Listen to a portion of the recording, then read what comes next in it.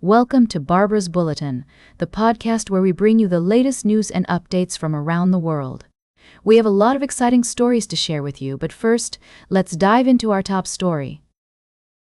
North Korea is making headlines again, as the powerful sister of North Korean leader Kim Jong-un has called a U.S. push for denuclearization an anachronistic dream.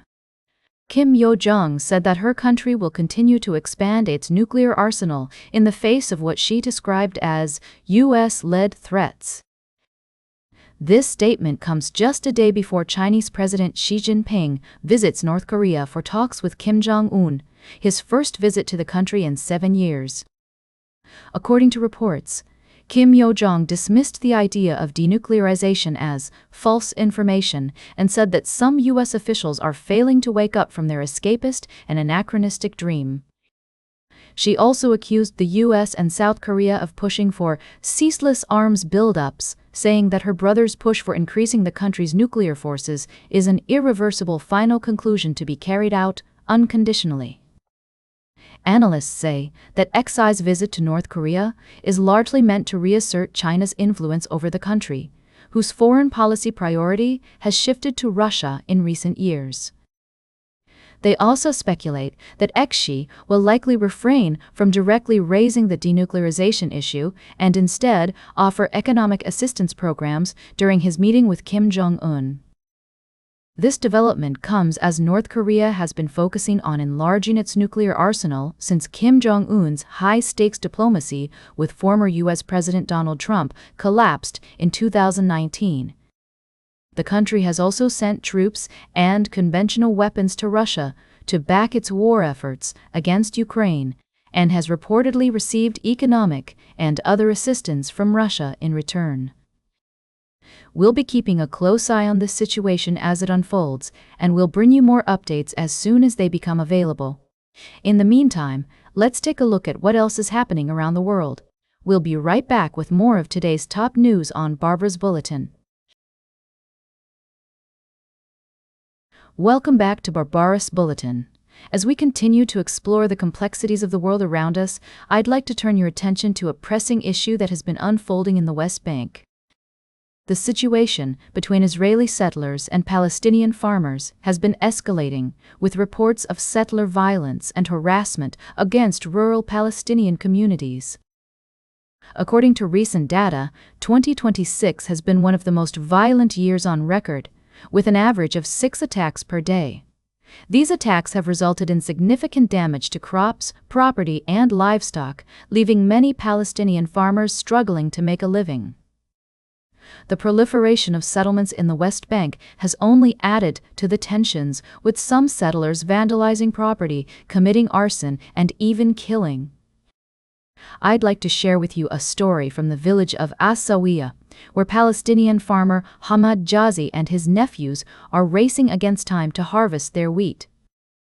With Israeli settlers having recently set fire to crops in the area, Jazi fears that his wheat could suffer a similar fate.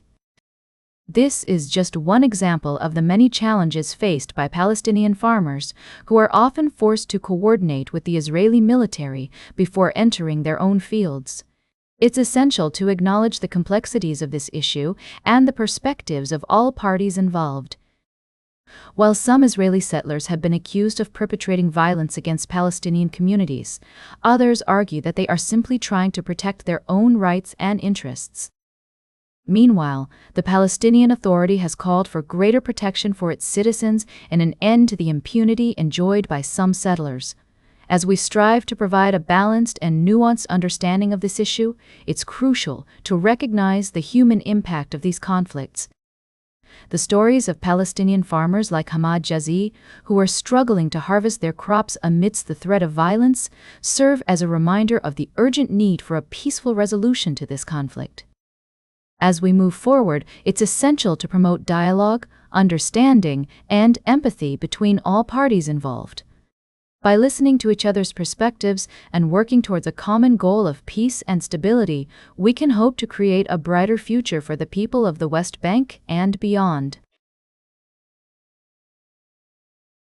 Welcome back to Barbara's Bulletin. As we wrap up today's show, let's dive into a fascinating story about the rapidly evolving world of artificial intelligence.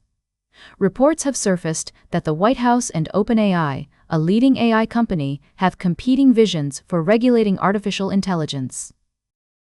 According to recent policy papers and executive orders, both parties are striving to promote transparency, protect innovation, and address risks to national security and public safety. However, they differ in their approaches. OpenAI's proposal, outlined in its Democratic Governance of Frontier AI paper, emphasizes the importance of civilian institutions overseeing AI development and suggests a reverse federalism approach, where states develop common legal frameworks before Congress adopts them at the national level. On the other hand, the White House has released executive orders that would place AI regulation under government control. This push-pull dance between AI creators and governments is nothing new, but it's becoming increasingly crucial as artificial intelligence becomes more ubiquitous across the country.